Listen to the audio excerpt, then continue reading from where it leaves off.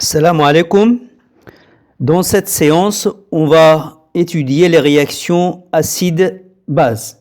Et on va commencer par les acides et les bases selon Bronsted.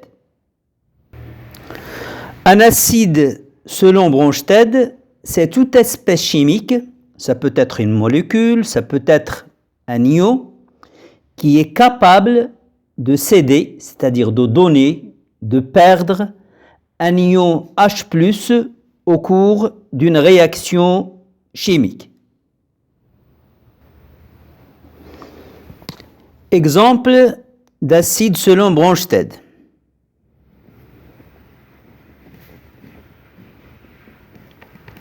On va commencer par l'acide éthanoïque. L'acide éthanoïque, sa formule c'est CH3CO2H. C'est l'acide qui est à la base de la préparation de la solution qu'on appelle usuellement le vinaigre. L'acide éthanoïque de molécule CH3CO2H est capable de céder cet ion H+ au cours d'une réaction chimique. Donc il va donner H+, et la molécule, elle est électriquement neutre. Donc lorsqu'il va perdre une charge positive, il lui restera une charge négative. Donc on aura CH3CO2-, de telle façon à ce qu'il y ait conservation de la charge. Et si c'est 0, là c'est moins plus, ça fait 0. Deuxième exemple, l'acide fluorhydrique, HF. La molécule de HF est capable de céder un ion H+, et lorsqu'elle va céder H+, il restera F-.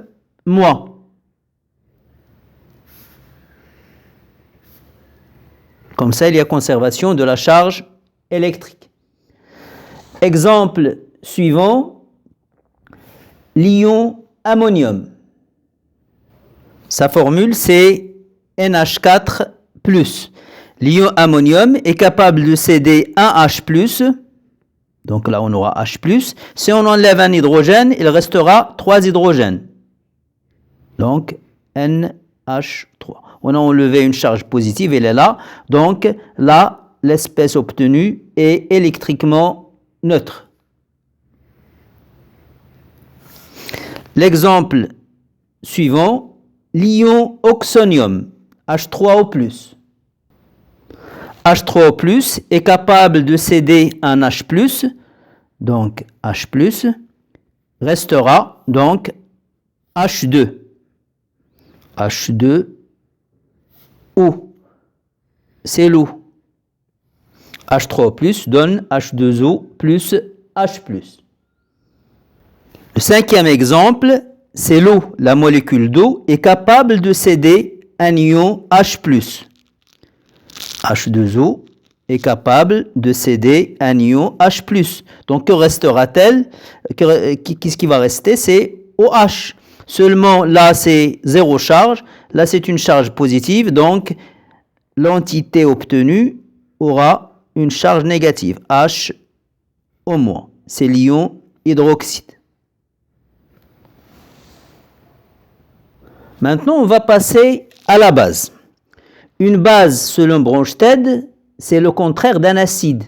Un acide, elle est capable de donner un ion H+. La base, c'est une espèce chimique, ça peut être une molécule, ça peut être un ion, qui est capable de capter un ion H+, de gagner un ion H+, de recevoir un ion H+. Exemple de base selon Bronsted. On va commencer par le premier exemple, l'ion éthanoate. Sa formule c'est CH3CO2-. L'ion éthanoate, CH3CO2-, est capable de capter un ion H+,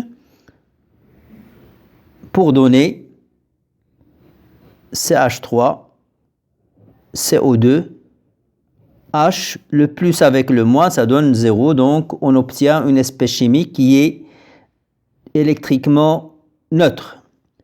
Ensuite, l'ion fluorure.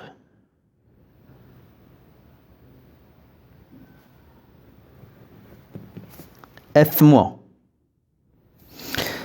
F- est capable de capter un ion H+, pour donner HF. Ensuite, l'ammoniac, la molécule d'ammoniac, NH3. NH3, elle est capable de capter un ion H+, donc on aura N, et H3 avec H, ça donne 4, H4, et la charge positive, c'est l'ion ammonium. Ensuite, l'ion hydroxyde.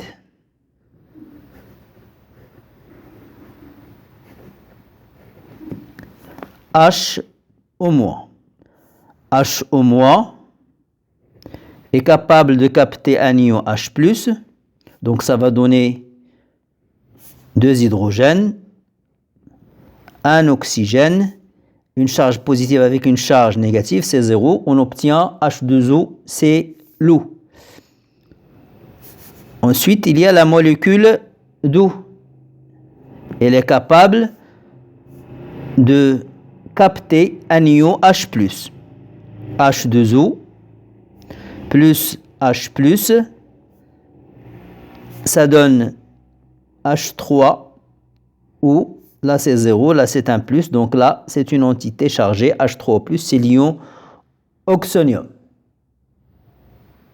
2. Couple acide-base. Revenons aux exemples. Là, on a l'acide éthanoïque. Il cède un ion H+, il donne l'ion éthanoate. Or, l'ion éthanoate, lui aussi, il est capable de capter un H+, pour redonner l'acide éthanoïque. Donc, là, c'est une base. Là, c'est un acide. Donc, l'acide, lorsqu'il réagit, lorsqu'il se débarrasse de son ion H+, il se transforme en une espèce chimique qui est capable de recapter l'ion H+. Donc, il se transforme en une base. Un acide cède son proton H+, et se transforme en une base.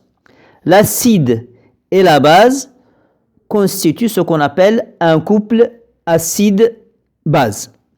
Donc, à tout acide AH, là je vais, pour simplifier la formule de l'acide, tout ça, on va le noter A. Et il y a le H. Donc, tout acide AH se transforme en une base A- en cédant un ion H+. L'acide et la base forment ce qu'on appelle un couple acide-base. Donc, à tout acide AH ou HA correspond une base conjuguée A-. On l'appelle la base conjuguée. A-, c'est la base conjuguée de l'acide HA, et l'acide HA, c'est l'acide conjugué de la base A-. Les deux forment un couple acide-base.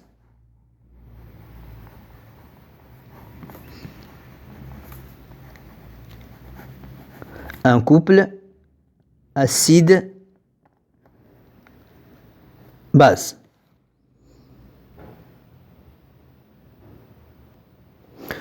Reprenons l'exemple de l'ion ammonium. L'ion ammonium, NH4+, on a vu qu'il est capable de céder un ion H+, et se transformer en NH3. Donc, NH4+, c'est un acide. NH3, c'est la base conjuguée puisqu'il est capable de recapter H+, pour redonner l'ion ammonium. Là, la base, on va la noter si vous voulez B, elle est neutre, électriquement neutre, plus H+. Et là, c'est le B, mais avec un ion H+. Donc, on va le noter BH+. Donc, à tout acide BH+, correspond une base conjuguée B. Les deux forment un couple acide-base.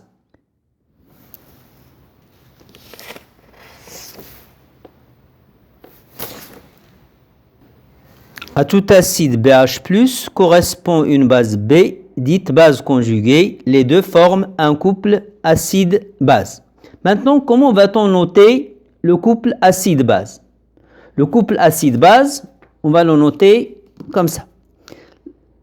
BH+, c'est l'acide, B, c'est la base. On le note comme ça. BH+, l'acide, slash B. On commence toujours par l'acide. L'acide à gauche et la base à droite. Tout à l'heure, on a vu l'exemple de HA, l'acide, va donner un en cédant un ion H+. Les deux forment un couple acide-base. HA, c'est l'acide. Et A- c'est la base. Le couple est noté HA A-.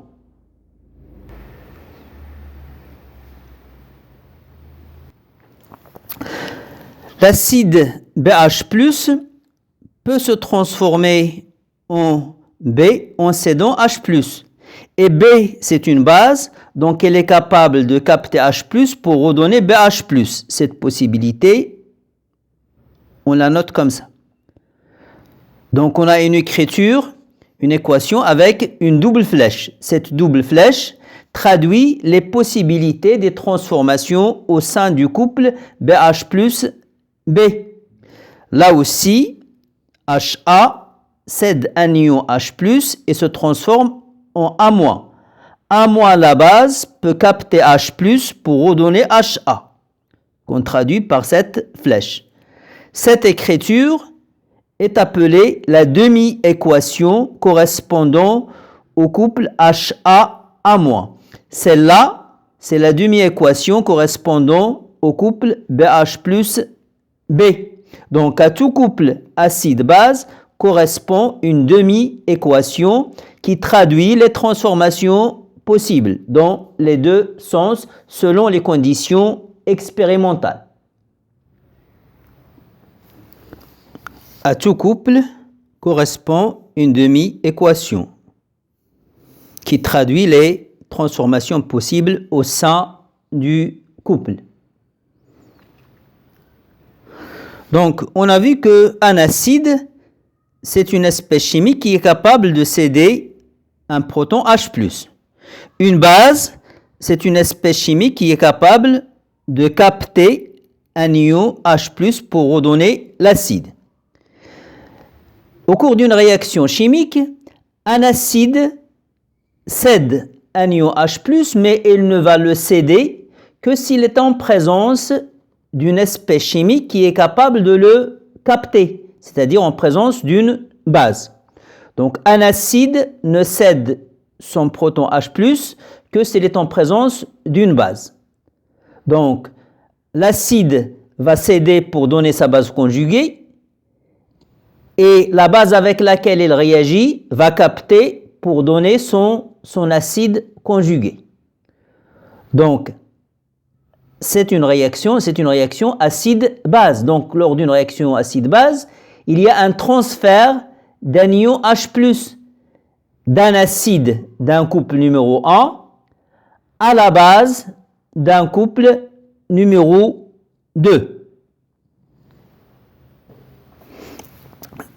Une réaction acide-base, c'est une réaction au cours de laquelle il y a un transfert d'un ion H+, d'un acide HA1 à une base A2-.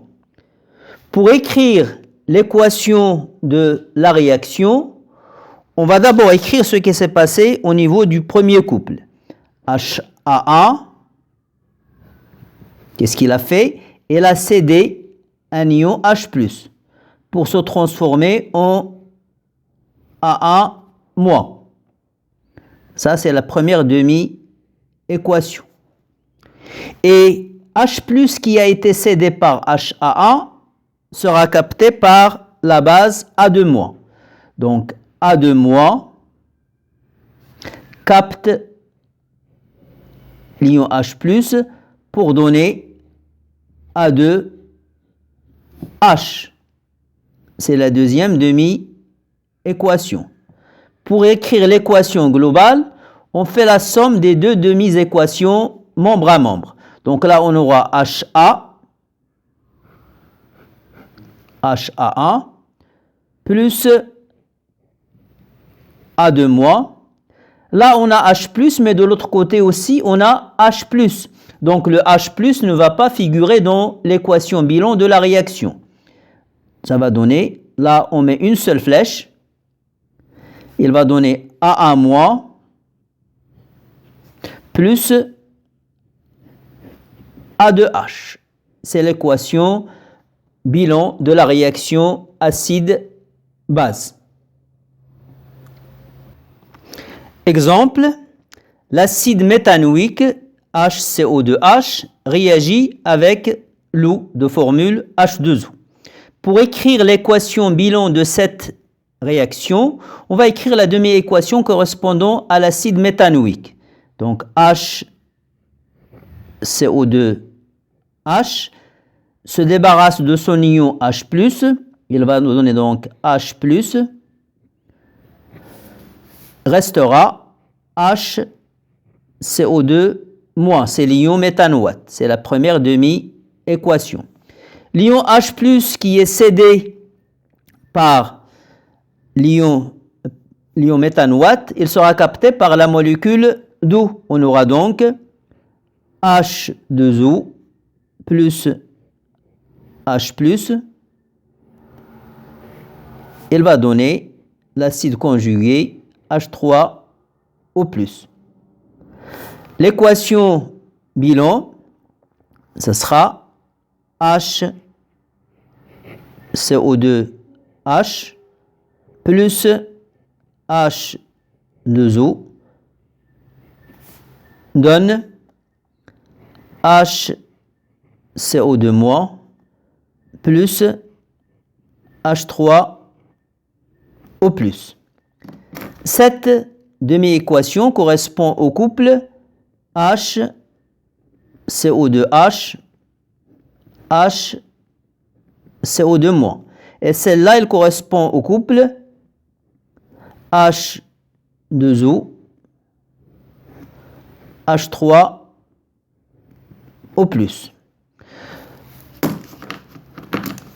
Remarquez que dans les exemples précédents, on avait vu que l'eau peut jouer le rôle d'un acide.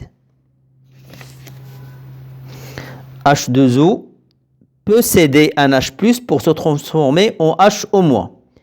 Et H2O peut capter H+ pour donner H3O+. Donc l'eau peut se comporter comme un acide selon Bronsted ou une base selon Bronsted selon les circonstances. On dit que l'eau est un ampholyte.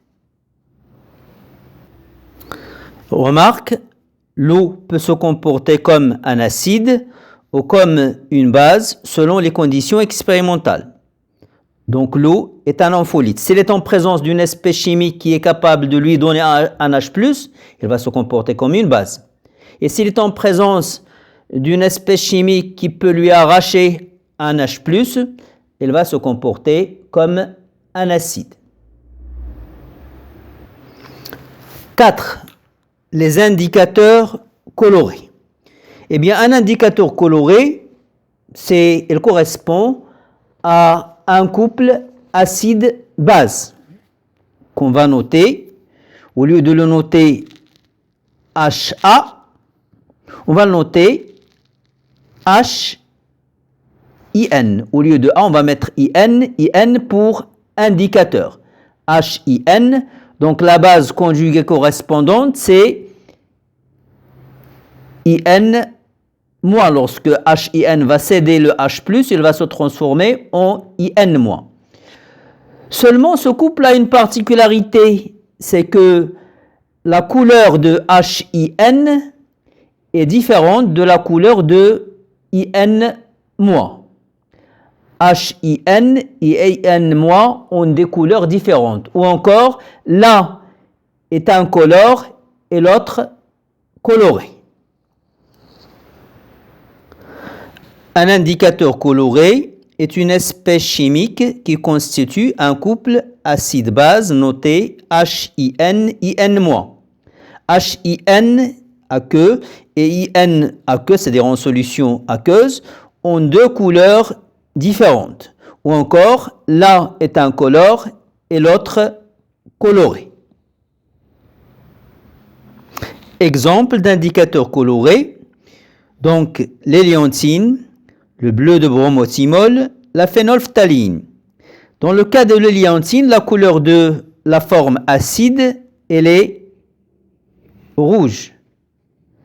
Et la forme basique, elle est jaune. Pour le bleu de bromothymol, la forme acide, elle est jaune. Et la forme basique, elle est bleue. Pour la phénolphtaline, la forme acide, elle est incolore. Et la forme basique, elle est rose. Si on introduit un indicateur coloré dans une solution aqueuse riche en ion H3O+, c'est-à-dire très acide, c'est-à-dire il a un pH inférieur à 7, eh bien, H3O+, c'est un acide, donc la forme basique IN- du couple va réagir avec H3O+. IN-, elle va réagir avec H3O+. IN- va capter H+, et H3O+, va le céder. Ça va donner HIN. H3O+, lorsqu'il va céder, il va se transformer en H2O. Ce qui fait que la solution en question sera riche en HIN. Donc, il aura, c'est la couleur de HIN qui sera dominante. Maintenant, si on l'introduit dans une solution aqueuse qui est basique, c'est-à-dire qui est riche en ion HO-. Dans une solution aqueuse riche en ion HO-, HO- c'est une base. Donc HO-, il va réagir avec l'acide, avec la forme acide. Donc on aura HIN qui va céder un proton. Donc tout ça c'est en solution aqueuse. Aqueux, et là c'est liquide. HIN aqueux va réagir avec HO- aqueux. Celui-là, elle va céder H+, pour se transformer en IN- aqueux. Et le H+, qui est cédé par HIN sera capté par HO- pour donner H2O liquide. Et la solution sera riche en ion IN-. Donc, c'est la couleur de IN- qui sera dominante dans la solution. Donc, comme vous voyez, la couleur que va prendre l'indicateur coloré dépend du pH de la solution. C'est ça la caractéristique d'un indicateur coloré.